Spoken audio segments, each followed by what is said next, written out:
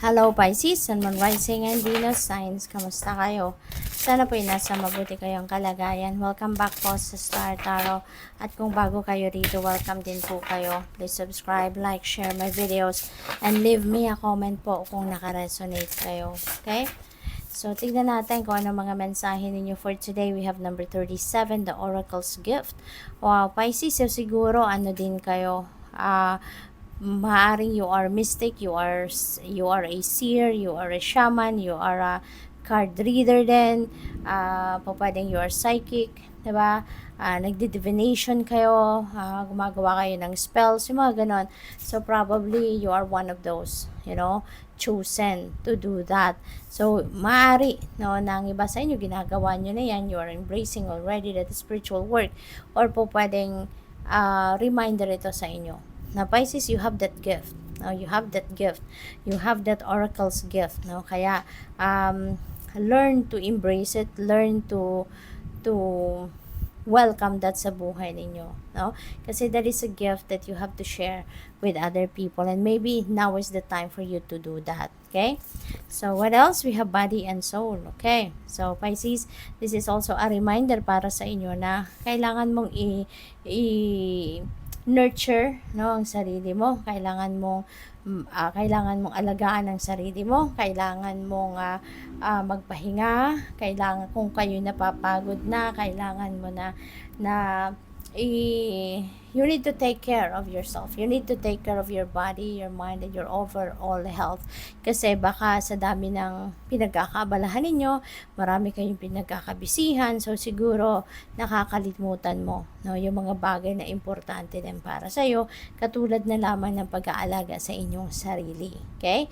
Maybe also you are helping many other people, you are serving many other people, kaya siguro nakakaligtaan mo yung pag-aalaga sa sarili mo mismo. Kaya this is a reminder para sa inyo, na alagaan mo din ang inyong sarili. Okay? So, what else? Tignan natin kung ano pa ang mga mensahe para sa iyo. Okay? We have number 18, Dear Spirit, bring a gentle touch. Okay? Bring a gentle touch. Sa mga sitwasyon siguro, there are various situations din siguro sa buhay natin na kailangan natin, lalo na sa ngayon, Pisces, baka meron kayong mga problema, may mga obstacles, maaring meron di kayong pinagdadaanan, medyo tensionadong sitwasyon, so siguro kailangan na lang ninyo na take a breather, take a time out from whatever tensionadong sitwasyon na yan, and kalmahin ang sarili and bumalik ka sa sitwasyon na yon and bring a gentle touch to it. Kasi 'di ba, mas nakakapag-isip tayo ng solusyon sa mga problema natin kung tayo ay kalmado, kung tayo ay malumanay, 'di ba? Rather than galit, rather than mainit ang ulo, 'di ba? Mas lalong nag-escalate yung mga galit, yung tension kapag mainit, 'di ba? Yung ulo natin. Kaya mas maganda na kalmahin muna ang sarili, 'di ba? Then gather your thoughts, gather yourself, then get back to the situation and bring a gentle touch to it, siguro kailangan ng diplomasya, rather than maggalit-galitan. So, we have number 29, see the big picture, lalo na kung kayo ay you are making a decision making. You are making a decision, Kasi mas magandang magdesisyon if you are seeing the heart of the situation. Kapag nakikita mo yung lahat, all four corners of your situation, mas mabilis magdesisyon. Mas maganda, Mas magiging effective yung desisyon na magagawa ninyo, Kasi nga, 'di ba? Makikita mo yung buong sitwasyon ninyo. Makikita mo yung buong pangyayari sa buhay mo, 'di ba? Mas makakapag-isip ka ng mabuti at maa-address mo ng mas tama, ang inyong sitwasyon. Kung alam mo kung ano yung kabuuan, na pangyayari. So we have Knight of Voices. Ayan. So, there are a lot of changes, no, na po pwedeng dadating sa buhay ninyo. Maraming pagbabago ang pwedeng maganap dito sa buhay ninyo, Pisces. Okay? Kaya, dapat lagi lang kayong handa. No, you just need to be physically, mentally, emotionally, spiritually fit and ready for anything. Kasi anytime pwedeng magkaroon ng pagbabago ang buhay. 'Di ba? So, what else? We have Seven of Voices. Maging maingat din kayo. Maging vigilant din kayo. Kasi this is an energy of liar, cheater, and stealer. So, kailangan siguro dito na protektahan ninyo ang mga mahalaga sa iyo. Mahalaga sa buhay mo. Maging tangible man yan ang mga bagay or non-tangible. Mga ideas ninyo, dreams ninyo, mga strategies ninyo. Whatever it is, no, na mahalaga, um, kailangan mong mapagmatsyag ka, no? Be vigilant, be observant, yung ganun. Kasi you never know kung sino dito ang pwedeng manloko sa'yo.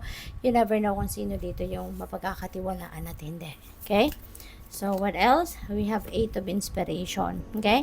So, this is a fast-moving energy. So, Knight of Voices din, fast-moving energy din ito eh. So, maaring mabilis ang transition sa buhay ninyo, Pisces, na pwedeng maganap. Maaring maraming mabilisang pagbabago ang pwedeng mangyari rito, no, sa buhay ninyo. Marami din opportunities na dadating. Wonderful opportunities might come your way as well dito. Kaya maging handa ka lang, maging ready ka lang for anything. Kasi pwede na agad-agad, no? Ang mga kaganapang ito, pwedeng agad-agad na mangyayari. Yung gano'n. Pwede rin na may travel dito. No? So, dapat yung mga travel documents ninyo, lagi lang ready, lagi lang nakahanda. Kasi, anytime nakakailanganin mo, dadamputin mo na lang. Yung ganun ba? So, what else? We have 4 of Emotions.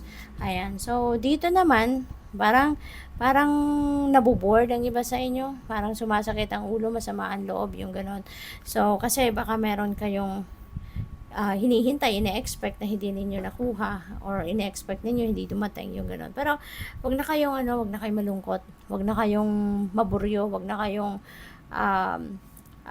wag na ninyong i-project pa yung disappointment ninyo kasi that's just going to attract more negativity in your life. Doon na lang tayo sa kung anong mabuti, kung anong positibo, kung anong masaya.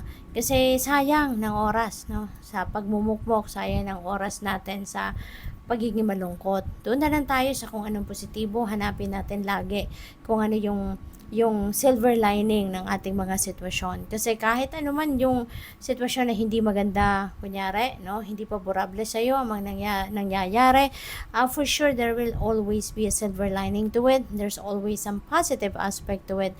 Kaya yun na lang lagi ang i-capitalize natin. Doon na lang tayo laging kakapit sa kung ano ang positibo. Okay? Para mas maging maganda na, no? Ngingiti ka na agad, hindi ka na mabuburyo, hindi ka na magmumukmok. Diba? So, good luck. Thank you for watching. Love and light. Namaste.